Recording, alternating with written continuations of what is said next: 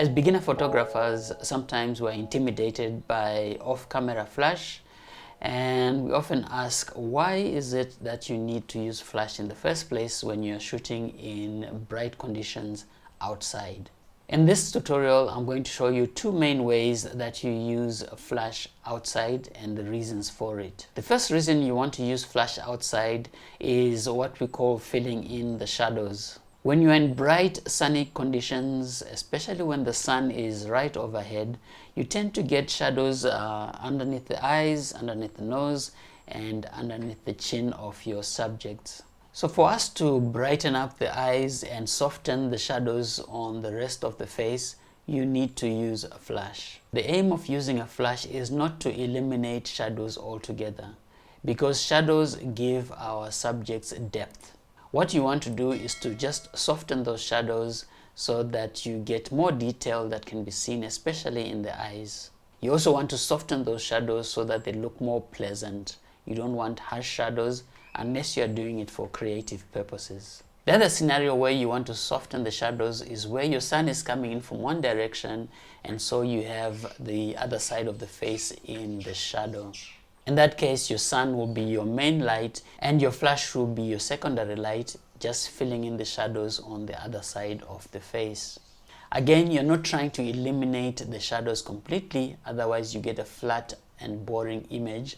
But what you want to do is to soften and just fill in those shadows so that the shadows are not so harsh, but also so that you can see some detail on that side of the face.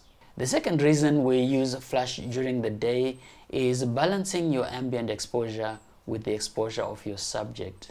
Now there are two scenarios where you'd want to do this. One is when you're shooting into the sun. So this could be a sunset or sunrise, or when the sun is just low on the horizon and you want your subject to be facing you, but you are shooting directly into the sun for creative reasons, like having a dramatic sunset or sunrise portrait. What you would do in this scenario is, first of all, adjust your exposure so that you get the right exposure for the background. And so you're adjusting your exposure so that you get a good sunrise or sunset, or if it's just the sun in the background, you are not overexposing the sun in the background. Now obviously when you do that, your subject is going to be dark, and this is where your flash comes in. You then switch on your flash and adjust the flash power so that your subject is properly exposed.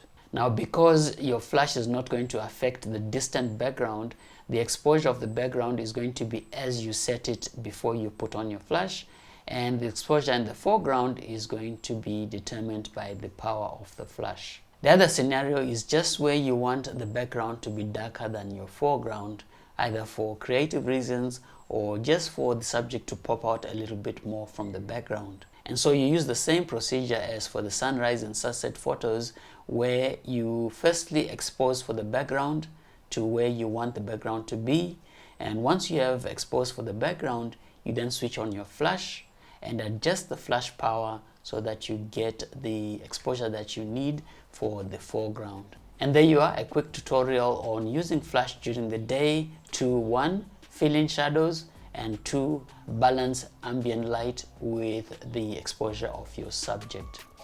See you next time on Tech Booth.